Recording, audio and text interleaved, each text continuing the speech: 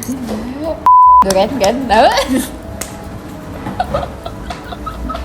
Jadi kita tuh pas lagi. Kau nang ngawur bu. Nggak enak. Lo aku namanya nek bom bayi itu kayak enak loh. Ya apa aku bau bawang. Hai semuanya, it's Keke and welcome back to my channel.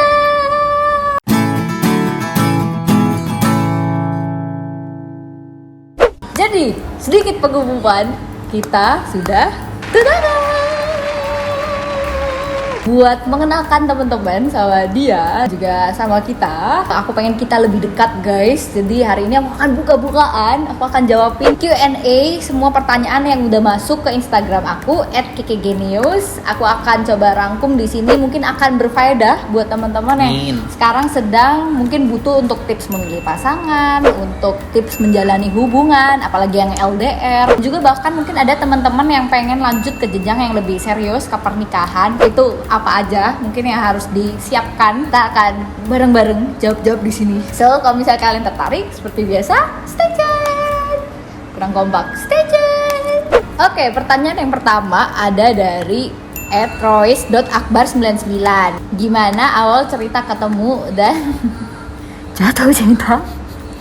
Ini nyambung sih sama pertanyaan dari @afra_samantha. Cara dapat jodoh ITB itu gimana? Ini motivasiku soalnya untuk masuk ITB. Wak gitu. Kita akan berikan pertanyaan yang sangat mudah ini ke guest kita. Ayo sambil perkenalan mungkin. By the way, sebelumnya kalian pernah lihat dia pasti agak-agak dejavu gitu ya guys. Tenang aja, memang benar kalian pernah melihat dia. Kok kalian sudah nonton video aku yang tips membuat CV? Pertama-tama nama aku Gasi. Dulu itu kita pertama kali ketemu pada saat aku semester 3 di ITB. Dia lagi masih SMA kelas 3 yang pasti aktif nyari-nyari kampus ya kan, udah mau persiapan ujian dan segala macamnya. Nah, anak-anak ITB yang kampungnya tuh di daerah biasanya itu pulang. Gitu kan, saat liburan tuh pulang kemudian ngadain kayak semacam roadshow, seminar, penyuluhan kampus kayak memperkenalkan ITB ke anak-anak SMA di Malang kalau case-nya kita. Nah, pada saat itu kita lagi tengah-tengah roadshow nih. Nah, aku lagi di luar tuh berjaga di luar.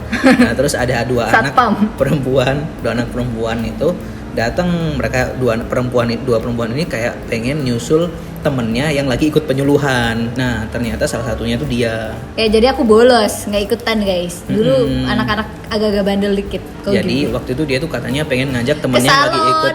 Cepet tuh. Oh iya. Jadi waktu itu dia lagi mau jemput temennya untuk diajak ke salon, padahal temennya lagi ikut penyuluhan. Ya udahlah, aku persuade untuk dia ikut penyuluhan di ITB juga. Akhirnya dia mau. Kemudian beberapa waktu setelahnya itu dia ngontak aku karena dia tertarik untuk masuk ITB. Dulu itu pilihannya dia itu UNER sama SBM ITB. Iya, benar. Setelah dia masuk ITB, kita sempat pacaran, kemudian pernah putus, kemudian nyambung lagi. Dapat jodoh ITB gimana? Mungkin kalau dari reflect back to our story, jadi mungkin cara dapat ITB, kalian yang masih SMA dan cari-cari tempat kuliahan, cari-cari kakak kelas aja, alasannya gampang. Alasannya pengen masuk ITB, kak pengen masuk ITB ada fakultas apa aja, terus bisa masuk dengan beasiswa apa aja. Itu bisa jadi modus pertama sih, itu pertama. Terus kedua, ya main ke ITB gimana lagi, atau sekolah di ITB, makanya belajar yang giat. Be produktif ya? Dengan nonton videonya Keke. Next tadi gimana akhirnya tips memilih pasangan, kayak ngelihat value atau karakter apa, atau ada experience apa gitu, akhirnya kita memilih satu sama lain gitu.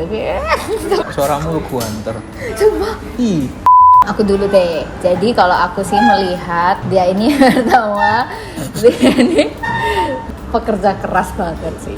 Dia ini hobinya begadang guys. Jadi kalau misalnya abis ngajarin aku mat bis atau kalkulus gitu, nanti dia masih belajar lagi sampai jam 2, jam 3. Pas kerja pun masih kayak begitu. Jadi dia ini pekerja keras banget, satu. Terus kedua adalah karena dia ini terus habis itu kedua, dia ini baik banget guys orangnya. Ini kameranya getar kayak gempa bumi nih, pasti yang nonton, nggak apa-apa ya guys.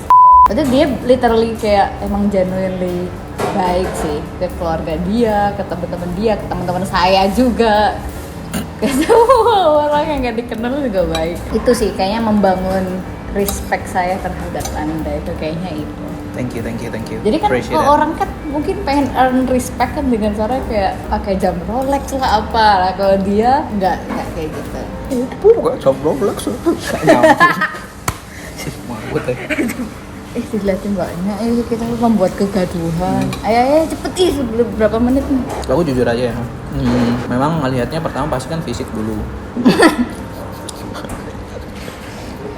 Cantik, terus kemudian waktu kenal anaknya baik, asik, terus kemudian pinter, memiliki banyak potensi, in a sense memiliki karakter untuk membuat orang-orang jadi lebih baik juga. Jadi bukan hanya diri sendiri yang baik, tapi dia ingin membuat dia ini ingin membuat orang-orang juga baik, bahkan mungkin lebih baik dengan cara dia bikin konten YouTube, bikin konten di Instagram, ngisi seminar-seminar. Oke. Terima kasih. Ya. Lanjut, pertanyaan selanjutnya dari Amelia ANRF. Jadi apa tips LDR dan kenapa bisa awet hubungannya? Ini mungkin nyambung sama yang dari @anurzahar, cara manage love, business, and pokoknya career life gitu. Mungkin kayak gitu. Sedikit mengawali ya. Kalau kita sih sebelumnya pernah berdekatan tempatnya, which is pas pacaran season 1. Nah itu kan deketan. Terus pacaran season 2 sempat LDR, terus deket lagi. Terus sekarang LDR lagi, Sumbawa, dia kerja di Sumbawa. Terus aku ya sekarang di Malang posisinya. Sebelumnya itu kita LDR Bandung Jakarta. Ya sebelumnya pernah LDR Bandung Jakarta. Jadi aku tuh pada orang yang amit-amit LDR. Bilang ke semua teman pasti amit-amit LDR. Ternyata kejadian. Dan ini kayaknya udah mau jalan setahun nih berarti. Udah mau jalan setahun. Hebat kita. Apresiasi. Kalau dari aku sih tips LDR komunikasi secukupnya. Soalnya jujur kita tuh berdua sama-sama sibuk sih, sama-sama produktif, sebenarnya agak lebih bagus sih somehow. Nggak tahu kok kita works on us komunikasi. Terus ya toleransi aja sih, kalau salah satu waktunya sih lebih sibuk ya udah kita nonton Netflix apa. Tapi sebenarnya yang paling berat tuh LDR di dia, karena dia tuh nggak ada temennya gitu. Ada temen tapi kayak dia kan Teman side kantor, iya. Iya, side tambang terpencil. Kalau kan masih ada mall, ada keluarga, atau yang paling penting jadi ada hiburan. Nah kalau Anda gimana? Pada saat kita LDR itu hal yang paling susah dijaga dan mungkin rasa percaya satu sama lain ya. Nah waktu itu aku sama dia diskusi dan dia came up with an idea di mana caranya biar kita bisa semakin tenang dalam menjalani relationship yang long distance. Kita harus aktif untuk mengembangkan diri masing-masing sehingga kita memiliki bargaining position yang selalu kompetisi. Jadi kalau misalnya ya naudzubillah ya, misalnya ada apa-apa dari di hubungan teman-teman akan lebih kayak ya udah dia akan sedih kalau misalnya ninggalin aku. Terus ini nih kan masih membagi waktu ya. Sebenarnya ini tergantung sama love language masing-masing sih. Kebetulan kita itu love language-nya awalnya act of service, jadi kayak saling bantu-membantu gitu hobinya. Cuman sekarang nyikat-nyikat gitu ya. Sekarang kita quality time, mungkin karena LDR, jadi quality time kita kalau pas dia balik kayak gini ya udah kayak main apa gitu. Mungkin ada juga pasangan kalian yang lagi LDR nih, love language-nya gift gitu. Berarti harus kayak dikasih GoFood kayak gitu-gitu loh, ngerti nggak sih? Kayak dikirim-kirimin apa, kayak secret admirer gitu lah, admirer. Kalau bisa kirim doa, anjay. Kirim doa ya Allah kayak orang ini. Selamatan. Oke. Lanjut. Waktu. Pertanyaan selanjutnya dari dia Luffy Chan. Apa yang membuat kamu yakin menikah? Apakah ada aha moment atau mengalir gitu aja? Jadi karena kita itu selama kayak berjalannya hubungan banyak ngobrolin topik-topik yang akhirnya setelah kejawab semua, aku sih jadi kayak lebih yakin mengalir dari segala macam topik yang kita discuss, terus jawabannya udah plus minusnya semua jawabannya kita cocok, terus ya udah gitu. Nah nanti topik-topiknya apa aja nanti kita bahas. Kalau kamu apa? Kalau misalnya yang muslim mungkin baiknya kan kayak sholat istiqoroh atau misalnya baca doa, aktif berdoa untuk ditunjukkan ke jalan benar.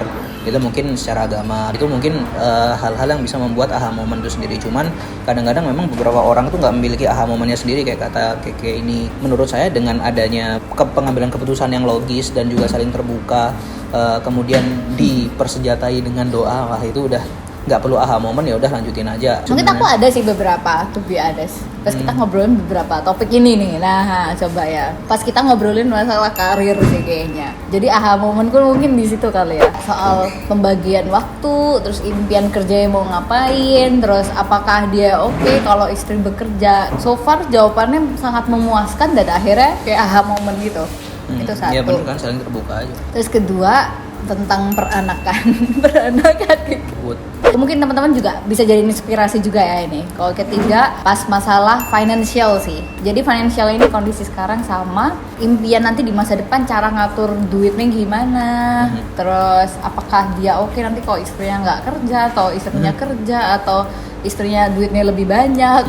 Oh enggak, ini penting banget Oh, soalnya apa namanya di pandangan kita kan ya kita nggak bisa memungkiri kalau di Indonesia ini pandangannya kadang-kadang patriarkis kan. Jadi kayak hal ini menurut saya perlu dimasukkan ke dalam diskusi sih. Mungkin kita di awal ngerasa kayak nggak masalah kalau misalnya lebih banyak lebih enak kan. Nah tapi kadang-kadang ketika situasi berjalan, nah itu harus digodok tuh gimana sih kita dalam ada hal kayak gini kira-kira apa yang terjadi. Tadi kita udah ada 3 poin tuh. Yang keempat tuh soal manajemen emosi sih guys. Kayak harus tahu gitu loh. Kayak pasangan kita kalau respon masalah kayak gimana. Apakah abusive atau enggak. Sebenarnya intinya itu sih. Terus kalau misalnya ada trauma masa lalu mungkin apa dan dia coping with that gimana caranya. Apakah dia ini kalau lagi sebel-sebel gampang ngomong putus-putus gitu. Kan ada kan orang kayak gitu, ngerti nggak sih? Mungkin berarti kalau kayak gitu masih childish banget sih menurut aku.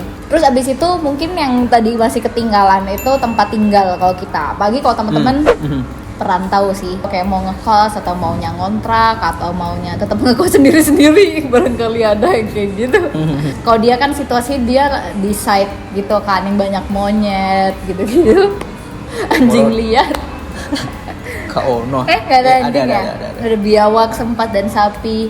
Itu Lucu. maksudnya aku gimana gitu. 100% natural. Ini yang terakhir komitmen, terus kekurangan dia sama kelebihan pasangan sih. Itu bisa aja kelebihan bisa jadi backfire juga loh. Misalnya kayak ada yang pasangan kita suka banget ngomong dan bersosialisasi ke cowok dan ke cewek. Terus kita jealous kayak antara kamu komunikasikan atau toleransikan saja gitu. Nyindir gitu.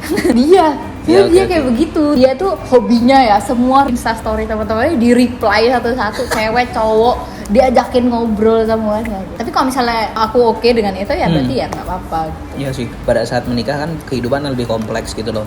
Walaupun memang akan susah kita itu menerawang atau meramalkan, memprediksi, forecasting what's gonna happen. Tapi alangkah lebih baiknya ketika kita sudah menetapkan mindset untuk merencanakan hal-hal yang mungkin beresiko lah, kita merencanakan potensi-potensi yang kita punya lah, kemudian kita merencanakan alternatif yang ada. Kayak contoh misalnya nih, ini boleh aku ngomong, dia kan pengen sekolah kan ke US dan di sini juga di situ aku juga pengen sih kalau misalnya bisa ke US lagi sombong. Alangkah baiknya aku harus cari kerjaan yang kayak gimana. Nah kayak gitu tuh kita harus saling merencanakan dan juga nanti ada hubungan financial goals juga. Nanti tangible semua kan kayak finance, duit, kemudian tempat tinggal, kemudian perencanaan yang seperti itu, pekerjaan. Tapi kan kita juga dealing something itu intangible juga kayak emosi, kemudian bagaimana kita berinteraksi sama orang lain, khususnya sama pasangan kita, sama keluarga pasangan kita itu kayak gimana. Kira-kira begitu aja guys. Mohon maaf kalau tadi agak riwe-riwe ya kita videonya karena ini cukup apa adanya dan ini mumpung ada waktu karena dia udah mau balik. Terima kasih sudah datang lagi untuk kedua kalinya di channel saya. Untuk teman-teman yang kayak dari kemarin nanyain di Instagram aku kayak Genius, Kak ayo Kak bikin vlog budget nikahan, bikin vlog persiapan nikahan. Sabar ya, stay tune aja terus. Pokoknya di Instagram aku banyak update di situ dan aku udah bikin highlight juga. Jadi kalian bisa nonton update-nya di sana kalau nggak sabar nunggu bulan. Ya jadi ketahuan deh. Coba ngomong lah. Terima kasih dan sampai ketemu di video selanjutnya. Bye.